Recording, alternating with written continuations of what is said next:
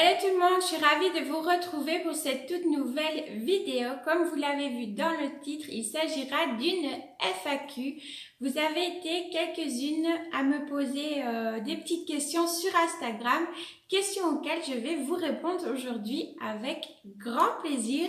Donc vous allez voir que je baisse un petit peu les yeux puisque j'ai noté vos noms et vos petites questions juste là.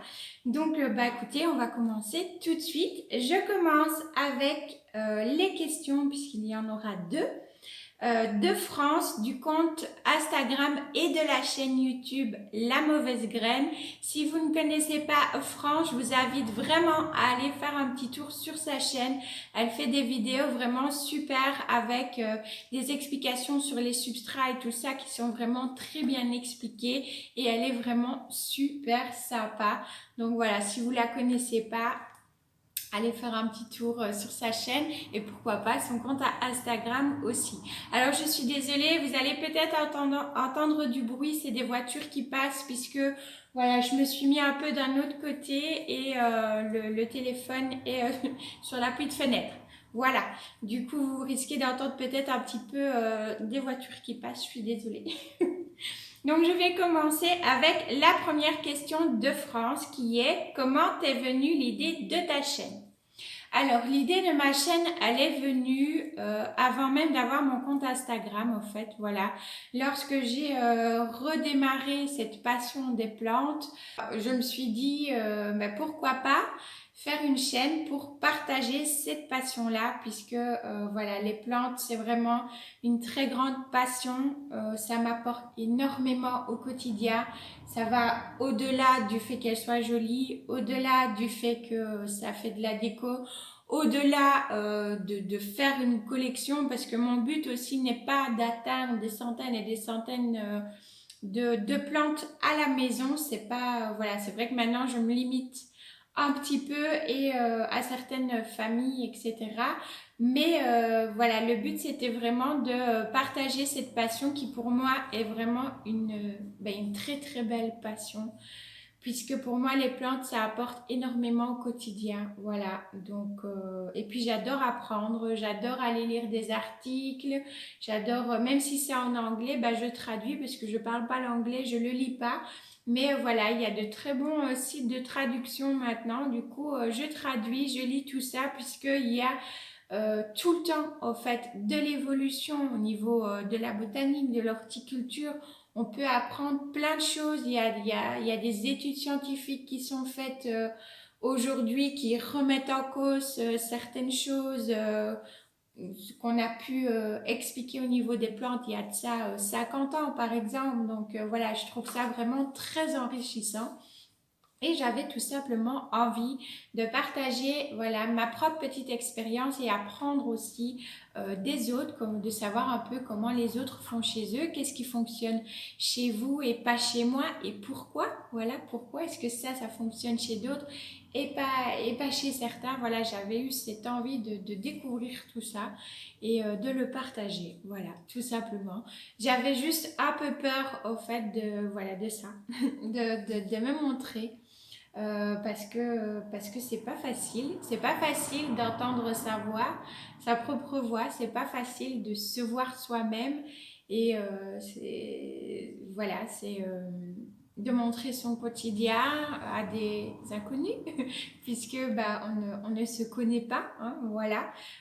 Mais après avoir fait mon compte Instagram et à essayer voilà, de m'habituer aussi un petit peu, je me suis dit, bon écoute, tu as envie de le faire, fais-le. Voilà, si ça te fait du bien à toi et puis que tu peux partager ta passion, eh bien fais-le. Voilà, donc je l'ai fait, tout simplement. Voilà. Je vais passer à la deuxième question. Donc France me demande: et à quand la suite de la vidéo sur le lexique botanique? Eh bien écoute France, tu vas pouvoir la voir tout bientôt. Je vous avoue, alors pour ceux qui n'ont pas vu la vidéo et qui ne savent pas ce que c'est, j'ai sorti des petites vidéos que j'ai nommées le petit dico de la plantosphère. Donc il y a le tome A qui est déjà sur la chaîne, qui est sorti il y a un moment. Si vous ne l'avez pas vu, je vous le mets en suggestion dans le petit. Il s'agit tout simplement d'un, comme le dit France, d'un petit lexique botanique où je vous explique les termes avec un petit visu. Voilà, je vous fais un petit montage avec une photo, soit des plantes de la maison, soit de photos que j'ai pu prendre sur Internet, libre de droit bien évidemment, hein, je le reprécise toujours. Donc voilà, je m'en sers, je vous fais un petit montage et je vous explique le terme et vous avez la photo qui s'affiche en grand, comme ça vous avez un visuel en même temps que l'explication. Donc voilà ce que c'est le petit dico de la plantosphère, un lexique botanique tout simplement expliqué. Je me suis dit que ça pouvait être sympa, donc voilà. Donc pour revenir au tome 2, et bien voilà, il va être là tout bientôt. Il a été filmé d'ailleurs il y a un bon moment déjà. Je vous avoue, honte à moi, je ne l'avais pas encore mis. Mais voilà, il y a d'autres vidéos qui se sont enchaînées, d'autres idées de vidéos. Je me suis dit voilà, qu'il fallait qu'elles sortent plutôt avant, tout simplement. Voilà.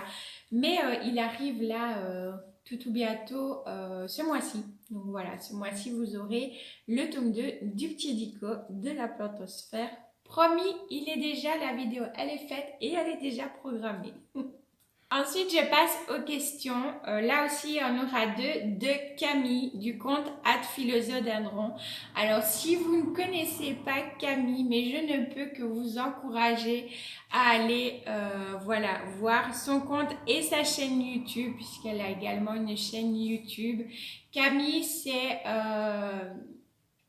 Camille, voilà, elle est extrêmement marrante, elle peut être sérieuse aussi, hein, bien évidemment, mais voilà, Camille, pour moi, j'adore regarder ses vidéos puisque c'est voilà quoi, c'est vraiment une bouffée d'air, de positivité, de bonne humeur, de rigolade, mais tout en traitant des sujets, bah voilà, des sujets sur les plantes aussi, parfois bah, un peu plus sérieux.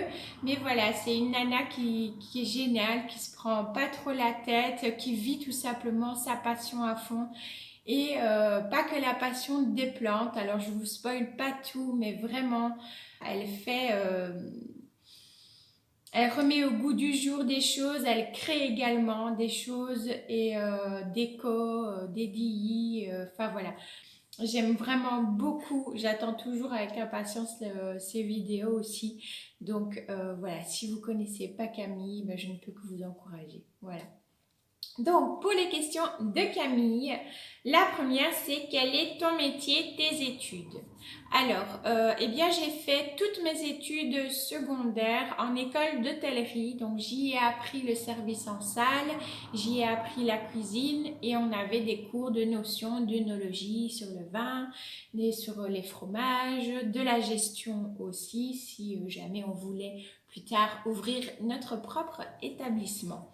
Donc voilà, ça a été mes études. Pour moi, c'est un très beau métier, que l'on soit pâtissier, boulanger, que l'on soit cuisinier, que l'on soit œnologue, que l'on travaille voilà, pour le service en salle. Pour moi, c'est vraiment tous ces métiers-là de l'ORECA, c'est des métiers, c'est vraiment un très beau métier que moi j'ai adoré exercer durant des années. Voilà, parce que ça a été du coup aussi mon métier où j'ai travaillé donc pour le service en salle dans un restaurant de gastronomie et de terroir, voilà, local. J'ai adoré travailler là-bas. Je n'oublierai, je pense, jamais mes années de travail là. Voilà. Mais malheureusement, je ne peux plus pour des raisons médicales personnelles. Donc je ne m'étalerai pas sur le sujet, mais je ne peux plus exercer ce métier-là malheureusement. Voilà. Je voulais juste aussi faire une petite parenthèse du coup avec tout ce qui se passe quand je vous filme là. Il y a le reconfinement en France, on verra pour nous ici en Belgique si également ça se passe, mais de toute façon il y a déjà des restaurants etc. qui sont fermés.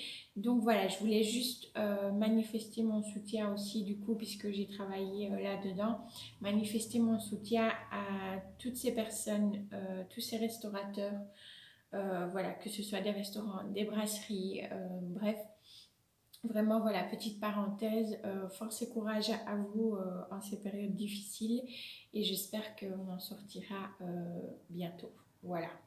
Donc voilà pour mes études et mon métier. Je ferme la petite parenthèse Covid et on revient à des choses un petit peu plus gaies avec la deuxième question de Camille qui a envie de savoir ma rencontre avec mon chéri, mon mari. Ah, alors, la rencontre avec mon chéri, qui est également mon mari depuis 6 ans maintenant. Comme j'aime le dire, nous nous sommes rencontrés au détour d'une gare. Et oui, voilà. Pour les Belges qui connaissent la gare d'Aiguimans, l'ancienne gare d'Aiguimans, il y avait les premières portes avec le hall central, le grand hall où il y avait la grande cafétéria, etc. Et ensuite, il y avait les deuxièmes portes qui menaient aux accès au quai. Et dans cette deuxième partie, il y avait un tout petit bar qui était renfoncé. Alors non, je n'étais pas une pochetronne, n'est-ce pas? Voilà, je vous rassure. Mais je connaissais très bien, en fait, le patron. J'avais appris à le connaître petit à petit. Et du coup, c'était mon petit rituel. En attendant mon train, j'allais chez mon parrain, comme je l'appelais. C'est un monsieur, un homme qui m'a accompagnée pendant plusieurs années, voilà, dans mes réflexions de jeune ado, puisque j'avais 16 ans. Voilà. Et du coup, bien c'est là-bas que je vais rencontrer mon chéri, puisqu'il est arrivé un jour avec un de ses copains en mode training, casquette, basket, voilà. Et moi, il faut dire, j'étais pas dans une très bonne idée d'image envers les garçons à ce moment-là. Et c'est vrai que quand je les ai vus arriver, comme j'ai dit, en mode casquette, training, basket, comme ça, je me suis dit, ouais, c'est quoi encore ce gars-là? Voilà, ça a été, vous voyez, la première impression, comme quoi il ne faut pas toujours se fier à nos premières impressions, surtout quand on est dans une période un peu plus, une période émotionnelle complexe. Et un jour, c'est donc mon parrain, un parrain de cœur, qui m'a dit qu'il souhaitait avoir mon numéro de téléphone qu'au départ je ne voulais pas donner du tout. Et mon parrain m'a dit, fais-moi confiance, celui-là, je le sens, il est gentil. Donc moi j'avais 16 ans et lui 19, aujourd'hui j'en ai 32 et lui il en a 35. Une belle histoire d'amour qui continue depuis 16 ans maintenant et voilà, c'est juste assez beau. Voilà. Donc voilà ma rencontre avec mon chéri, mon mari. Ensuite, du coup, je vais passer aux autres questions, sinon la vidéo, elle va pas en finir. Donc j'ai une question de Laura du compte Instagram Roule Laura qui me pose la question suivante. Quelle est la plante qui te pose le plus de difficultés? Alors, j'en ai deux. Je vais vous les montrer. Attention les yeux, c'est une catastrophe. Si vous avez des conseils, vraiment, bah, n'hésitez pas. Je suis preneuse parce que là, je n'y arrive vraiment pas. J'ai des petites lueurs d'espoir, comme vous allez voir, qui apparaissent comme ça de temps en temps. Et puis, hop, ça recommence. Donc, déjà, il y a le petit bégonia maculata que voici. Donc, j'avais commandé chez Online Baby Plant, qui était en super forme. Mais voilà, lui et moi, on s'entend pas si bien que ça, hein. Je crois qu'on le voit. Il n'y a pas eu de nuisible, rien du tout, hein. Mais je sais pas, je pense que je m'y prends vraiment très très très mal avec ce petit bégonia que j'aime beaucoup en plus. Là, il vient de sortir cette mini crotte, vous voyez, de feuilles. C'est ça que je dis, petite lueur d'espoir. Il a quand même sorti une nouvelle feuille, donc voilà, on verra par la suite du coup ce que ça donnera. Mais voilà, j'ai vraiment du mal avec malheureusement ce petit bégonia maculata là. Donc si vous avez des petits conseils, je suis preneuse. Je me suis dit que j'allais peut-être le mettre dans une petite serre pour lui conférer un peu plus d'humidité ambiante, surtout pour cet hiver avec le chauffage. Dites-moi si vous pensez que ça pourrait lui faire aussi un petit peu du bien. Et la deuxième... On en parle ou... Alors, pour ceux qui ne la reconnaîtraient pas, ce que je comprendrais tout à fait vu son état, c'est un petit sénécio, voilà. C'est une bouture que j'avais reçue l'année passée à Noël, enfin un peu avant Noël, lors d'un échange surprise, justement, un échange de boutures surprise de Noël. Et elle était plus fournie que ça, hein, vraiment, elle avait l'air d'aller bien, puis elle allait pas bien. Et puis je pense que j'avais un peu trouvé le rythme d'arrosage puisque ces petites boules étaient de nouveau bien rondes, bien brillantes et elle faisait plein des nouvelles, elle en avait fait plein des nouvelles et puis un jour, voilà, un jour voilà, il s'est passé un truc et il reste plus que ce truc-là, voilà, j'ai plus qu'une boule et comme je dis, la petite ici, quoi, la petite lueur d'espoir, comme je dis. Donc pareil, hein, si vous avez des conseils pour le sénécio, eh bien je suis tout oui. Voilà, donc voilà, c'est vraiment les deux plantes principalement qui me posent vraiment des difficultés ici à la maison, c'est ces deux-là, j'y arrive vraiment résolument pas du tout avec elles. Voilà, c'est comme ça. Et pour la dernière question, c'est de Corinne du compte Instagram Pirchel Corinne qui me pose la question: depuis quand es-tu mise à élever des plantes? Alors je ne sais pas si par élever des plantes tu entends commencer une collection et avoir des plantes, ou alors si tu entends faire des boutures. Dans un cas comme dans l'autre, ça fait plus d'1 an, voilà. Donc ma collection a redémarré à partir du mois de mars avec le spathiphyllum d'ailleurs, voilà, que ma maman m'avait offert pour mon anniversaire. Donc voilà, c'est de l'année passée, hein. Donc c'est à partir de ce moment-là que j'ai recommencé à avoir pas mal de plantes ici à la maison.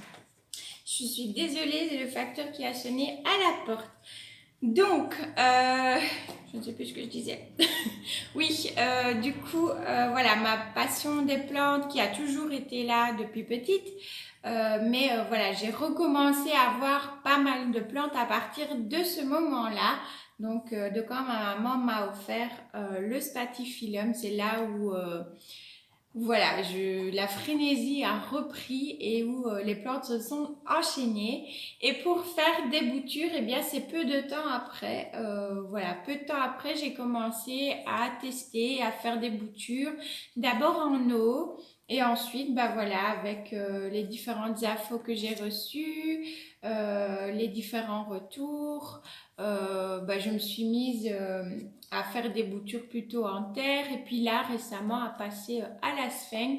Donc je dirais ça fait aussi environ 1 an du coup que j'ai commencé les boutures, enfin un peu plus d'1 an du coup maintenant, 1 an et demi que j'ai commencé aussi voilà, à faire des boutures pour les plantes. Et bien voilà, c'était la dernière petite question de cette petite FAQ. J'espère que ça vous aura plu. Moi en tout cas, je tiens à vous remercier pour vos questions. Voilà, j'ai pris plaisir à y répondre. J'espère que vous me connaissez du coup un petit peu plus comme ça, que vous avez pu découvrir certaines choses. Et si jamais vous avez d'autres questions, n'hésitez pas à me les mettre en commentaire et je vous y répondrai avec grand plaisir comme d'habitude. Je vous fais du coup plein de bisous green et je vous dis à la semaine prochaine pour une nouvelle vidéo.